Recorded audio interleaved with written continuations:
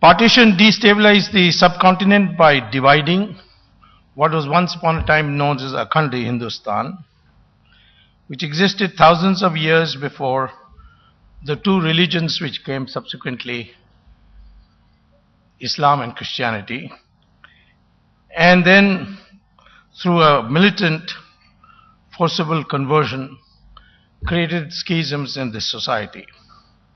Before Islam and Christianity came to India, Hindustan had never seen religious intolerance and divisions. Parsis had come, Jews had come, Syrian Christians had come, even Arab Mopla Muslims, as they were called, came to Kerala. This subcontinent, which was then Akhand Hindustan, never knew of a case of books of other religions being burnt or inquisitions being held. That was the tradition. But this brutality that followed after Islam came to the subcontinent, and Christianity through the British rule, which demeaned the native civilization and concocted Indian history to demoralize the Indian and demean his identity. Partition thus became inevitable, and then it followed religious cleansing. Bangladesh had 32% Hindus in 1947. Today it's down to 7%. Same thing in Pakistan. And therefore, this religious cleansing led to communal rioting, a ghetto mentality, and on top of it all, we found many countries outside egging on the people within this country. As you can see in Kashmir, even in Kerala, where 5 Shariat courts have come to replace dispensing justice from the high courts. That brings me to the third defining destabilization that's going on in the subcontinent. That's the rise of the theological jurisprudence.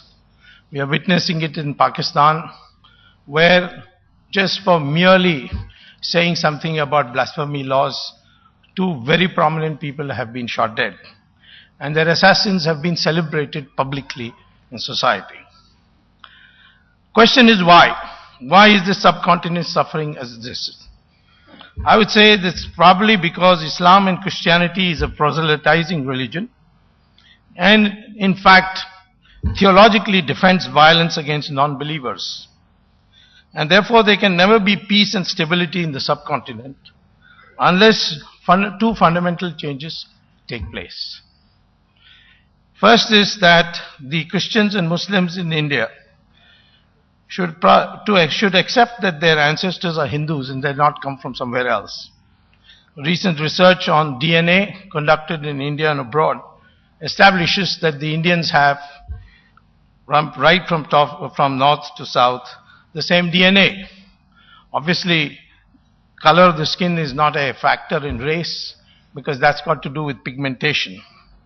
And this was vividly proved by Michael Jackson when he took out the pigmentation and his color changed to that of a European. So the first thing is that the Muslims and Christians of India and the subcontinent should accept that their ancestors are Hindus, and that there is a continuing civilization which can be called composite, but certainly it's a long history, and that should be accepted. And second thing, which is more difficult theologically, that all religions have their own paths to God, and they are equally to be respected. Both Islam and Christianity would find that very hard to accept. But unless that can happen, further destabilization is bound to take place in the subcontinent, and it may also end up in religious war. This is my submission. Thank you very much. Thank you, Dr. Swami. I now invite Mr. Etizaz Ehsan. I'm sure he will draw different conclusions from same historical facts. Thank you, Bharat. First of all, distinguished speakers and ladies and gentlemen, as Bharat introduced me, he pointed out that I have been once, for a long time, the leader of the opposition in Parliament. So the Maulana runs a risk, because after my speech there is normally a walkout. Now, I do not belong to a party with religious orientation, and I'm not a religious scholar. So I have wondered all the time, most of the time, why I am here and why I was selected for this panel. But after the distinguished speaker had spoken before me, whatever I had written and was planning to say, much of that becomes a little irrelevant. And I hope to give a positive side to the picture. I think the great religions of the subcontinent of South Asia have been integrative, and they have in fact been coexistential. Hinduism, the oldest religion, Mahabharata and Ramayana, if they were originally totally Indian, let me tell you that the earlier Vedas were composed in the Indus region, which is today Pakistan.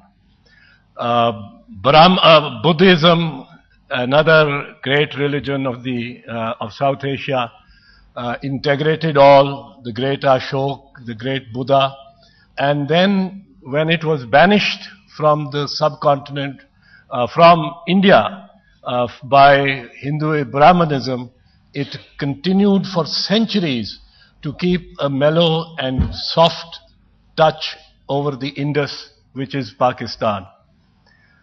Islam, you go to all these places in Ajmer, in Delhi, Nizamuddin Auliya, in Gulbarga, in Lahore, in Bhicha, and you will find a truly plural kind of a following for these great saints and shrines, which is also the preserve of the third great religion that succeeded Hinduism in the subcontinent, and that is Sikhism of Guru Nanak. And Darbar Sahib commands a same kind of plural veneration.